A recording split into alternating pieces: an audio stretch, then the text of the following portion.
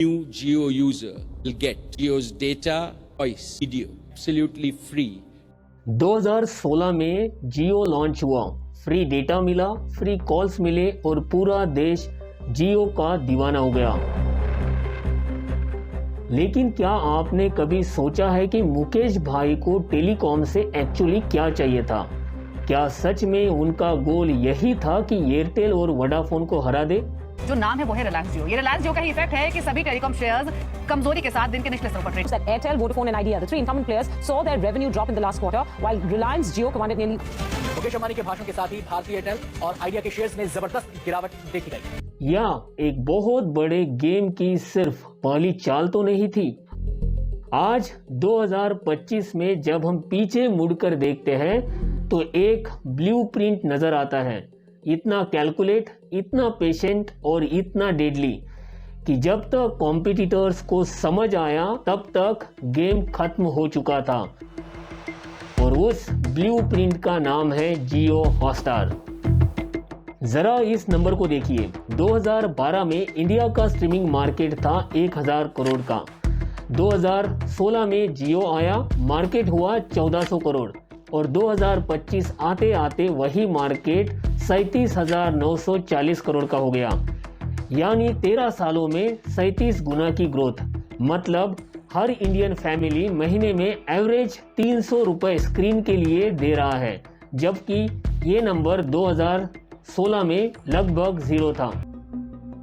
तो सवाल ये है कि टेलीकॉम को सामने रखकर ओटीटी एम्पायर को कैसे खड़ा किया गया, पर्दे के पीछे कौन कौन सी स्ट्रेटेजिक प्लानिंग चल रही थी और इस केस स्टडी से हमें क्या सीखने को मिलता है।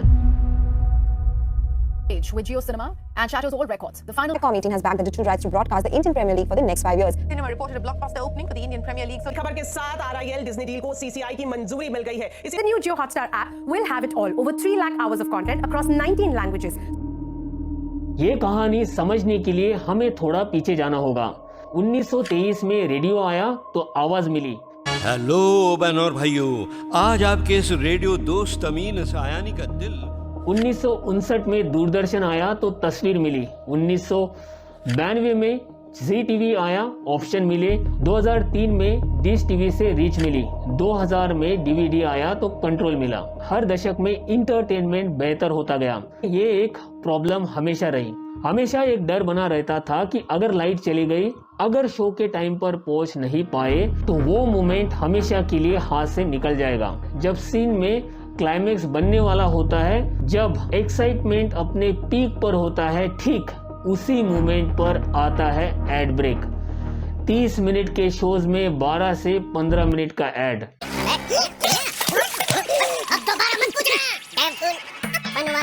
जब भी मनपसंद मूवी देखनी हो और डीवीडी पर स्क्रैच निकल जाए तो पूरी शाम बर्बाद। लोग कंटेंट देखना चाहते थे, बस अपने हिसाब से, कब देखना है, क्या देखना है, कितना देखना है। यही साइलेंट फ्रस्ट्रेशन आगे चलकर एक रिवॉल्यूशन की नींव बनी। लोगों को पता भी नहीं था कि उन्हें क्या चाहिए, लेकिन एक आदमी को पता था। फ्री डेटा है और फ्री कॉल से 3 मंथ के लिए किया था।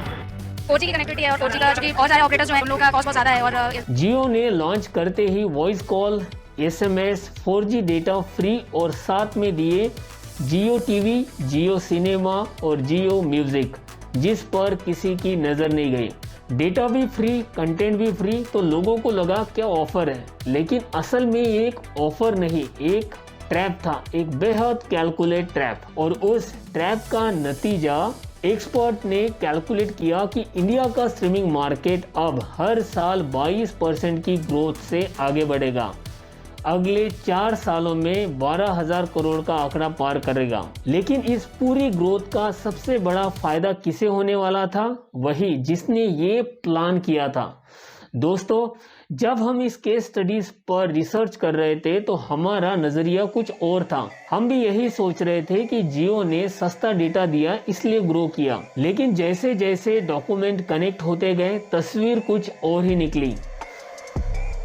2010 की स्पेक्ट्रम डील, 2014 का नेटवर्क 18 का एक्विजिशन, 2016 का जियो लॉन्च और 2022 के IPL राइट्स, ये सब अलग अलग डिसीजंस नहीं थे, बल्कि एक ब्लूप्रिंट की अलग अलग चैप्टर थे। और सबसे शॉकिंग बात, रिलायंस ने ये पूरा गेम खेला इतनी चुप्पी के साथ, इतनी सीक्रेसी के साथ कि एयरटेल, हॉटस्टार, यहाँ तक कि नेटफ्लिक्स को भी भनक नहीं लगी। मुकेश अंबानी ने मार्केट से कंपटीशन का खतरा खत्म नहीं किया, बल्कि उन्होंने कंपटीशन को खेलने का ही मौका नहीं दिया। तो अब असली सवाल यह है कि इस ब्लूप्रिंट की शुरुआत कहां से हुई?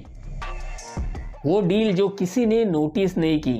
जून 2010 में एक छोटी सी गुमनाम कंपनी इन्फोटेल ब्रॉडबैंड सर्विसेज, किसी ने उसका नाम भी नहीं सुना था, लेकिन उस दिन इस गुमनाम कंपनी ने कुछ ऐसा किया जिसने सबको चौंका दिया। उसने इंडिया के सभी 22 सर्कल में 4G स्पेक्ट्रम जीत लिया। पूरी इंडस्ट्री हैरान होकर सोचने लगी कि ये कंपनी कौन है, इसके पास पैसे कहां से आए, ये क्या कर रहे हैं। और फिर ऑक्शन खत्म होते ही कुछ ही घंटों के भीतर रिलायंस इंडस्ट्रीज ने उस कंपनी में 95 स्टेक खरीद लिए। जी हाँ, 95% स्टेक। उस वक्त एयरटेल, वोडाफोन और आइडिया 3G के लिए पैसे चुका रहे थे, तब मुकेश अंबानी फ्यूचर खरीद रहे थे।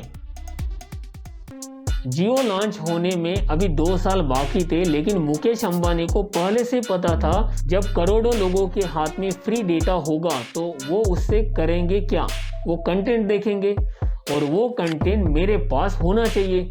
इसलिए रिलायंस ने 4000 करोड़ में नेटवर्क 18 ग्रुप खरीद लिया। इस एक डील के साथ आया नेटवर्क 18, जिसके पास चैनल थे CNN न्यूज 18, CNBC TV 18 और वीकॉम 18 के पास थे कलर्स, MTV जैसे चैनल्स। डेटा की पाइपलाइन तैयार थी, अब कंटेंट की फैक्ट्री भी तैयार हो गई। सोचिए जरा इस लॉजिक को, फ्री में कंटेंट मिल रहा है तो लोग ज़्यादा देखेंगे तो रोज़ का 4 GB डेटा जल्द से जल्द खत्म होगा। डेटा खत्म होगा तो लोग रिचार्ज करेंगे। यही था वो मॉडल जो किसी ने नहीं देखा। फ्री कंटेंट पेड डेटा का सबसे बड़ा इंजन बन गया। शुरुआत में सबने कहा जियो सिनेमा की लाइब्रेरी तो बहुत वीक है, नेटफ्लिक्स और प्राइम के सामने कहाँ टिक पाएगा, और ये सच था। लेकिन ये कोई गलती नहीं थी, ये एक कैलकुलेट मूव था। नेटफ्लिक्स किसके लिए था? मुंबई, दुबई, बेंगलोर के उन लोगों के लिए जो इंग्लिश साइंटिफिक देखना चाहते थे, मंथ का प्रीमियम अफोर्ड कर सकते थे। लेकिन जियो किसके लिए था? उस यूपी के आदमी के लिए जिसने पहली बार स्मार्टफोन लिया था, बिहार के उस लड़के के लिए जिसे भोजपुरी सॉन्ग चाहिए, राजस्थान के उस परिवार के लिए जो कलर्स के पुराने सीरियल देखना चाहते थे। तो जियो ने क्या किया? महंगे नए शोज बनाने के बजाय नेटवर्क 18 और वीकॉम 18 की पुरानी लाइब्रेरी इस्तेमाल की। कलर्स के सीरियल्स, पुराने Bollywood films, 0 extra cost, billionaires of minute of content. Netflix mass market के लिए नहीं था और जियो मास मार्केट के लिए ही बना था। और इंडिया में मास मार्केट का मतलब है 100 करोड़ से ज़्यादा लोग। रिलायंस ने एक बात समझ ली थी, घर में बच्चा खुश तो पूरा परिवार खुश। और अगर बच्चे को जियो पर कंटेंट मिल रहा है तो पापा जियो सिम क्यों छोड़ेंगे, मम्मी जियो क्यों बदलेगी। I'm out of control. Ready? बच्चा सबसे पावरफुल रिटेंशन टूल बन गया। इसलिए 2017-18 में रिलायंस ने डिज्नी के सामने एक ऑफर रखा, हमारे पास करोड़ों जियो यूजर है, आपका कंटेंट बिखरा हुआ है, तो क्यों ना आपका कंटेंट हम हमारे यूजर तक पहुंचाए। इस डील की वजह से जियो सिनेमा के अंदर एक्सक्लूसिव डिज्नी टैब बना। सीधे जियो सिनेमा खोलो, डिज्नी का पूरा खजाना हाजिर, Mickey mouse, Donald duck, Marvel जैसे स्टार। रिलायंस ने समझ लिया था कि इंडिया को जीतना है तो हर भाषा में जीतना होगा। तभी साउथ इंडिया को कंट्रोल करने के लिए 2019 में रिलायंस ने सन नेक्स्ट के साथ पार्टनरशिप की। एक झटके में जियो सिनेमा में जुड़ गए 4000 प्लस साउथ इंडियन फिल्म्स। फिर आया 2020। आज रात 12 बजे से संपूर्ण लॉकडाउन होने जा रहा है। वो साल जिसने पूरी दुनिया बदल दी, लॉकडाउन। और अचानक ओटीटी प्लेटफॉर्म की लॉटरी लग गई। इंडिया दुनिया का सबसे तेज बढ़ने वाला ओटीटी मार्केट बन गया। व्यूअरशिप 40% से ज्यादा का उछाल देखा गया। लेकिन इस ग्रोथ का सबसे बड़ा फायदा जियो सिनेमा को नहीं मिला।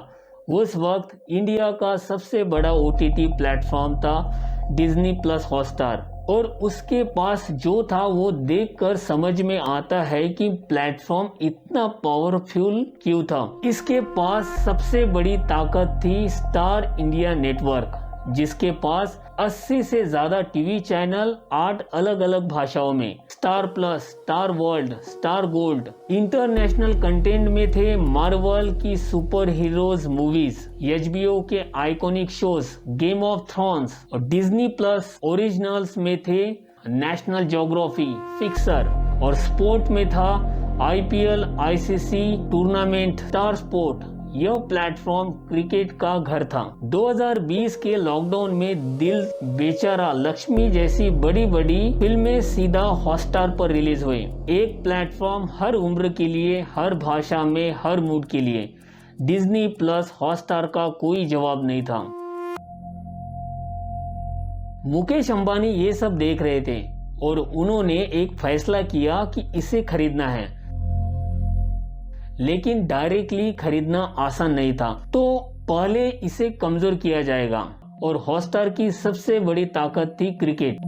तो रिलायंस ने वही वार किया। IPL राइट्स तब तक हॉटस्टार के पास थे। 2022 में उनका कॉन्ट्रैक्ट खत्म हुआ और मुकेश अंबानी ने बोली लगाई 23,758 करोड़। जहां टीवी के राइट्स 57.5 करोड़ प्रति मैच है, वही डिजिटल राइट्स 50 करोड़ प्रति मैच हो गया। अब सबके मन में एक सवाल था, 23,000 करोड़ लगाए हैं, रिलायंस इसे वसूल कैसे करेगा? और तभी मुकेश अंबानी ने वो चाल चली जिसने हॉटस्टार की कमर तोड़ दी। IPL 2023 जियो सिनेमा पर बिल्कुल फ्री।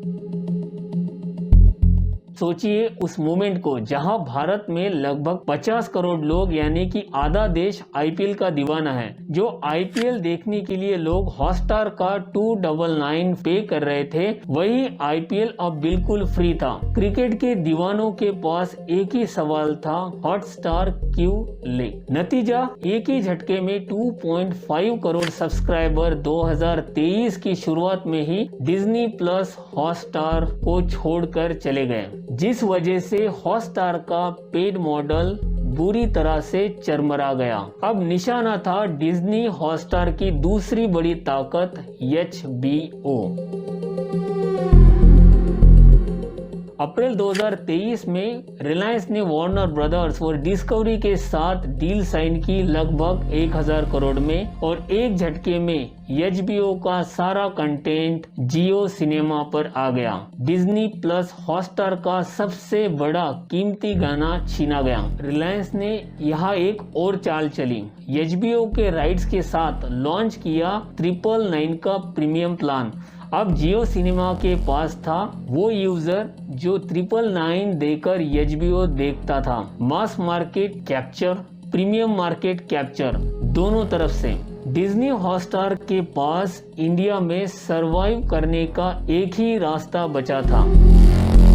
फरवरी 2025 को डिज्नी प्लस हॉटस्टार ने वो किया जो शायद उन्होंने कभी सोचा भी नहीं था। उन्होंने रिलायंस के साथ हाथ मिलाया। जियो सिनेमा प्लस डिज्नी हॉटस्टार मिलकर बना जियो हॉटस्टार।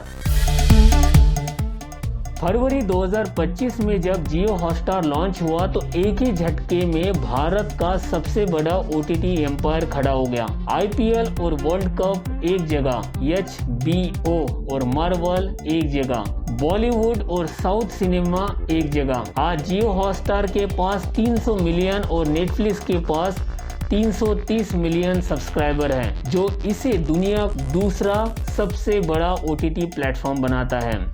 जेंटलमैन, अगर आपको ये केस स्टडीज वैल्यूबल लगी तो विवो स्कूल को सब्सक्राइब जरूर करें। विवो स्कूल को और बेहतर बनाने के लिए आपका फीडबैक हमारे लिए सबसे वैल्यूबल है। आपके लिए सिर्फ एक क्लिक है, लेकिन हमारे लिए ये मोटिवेशन है। और कमेंट में बताएं कि मुकेश अंबानी का अगला मूव क्या होगा।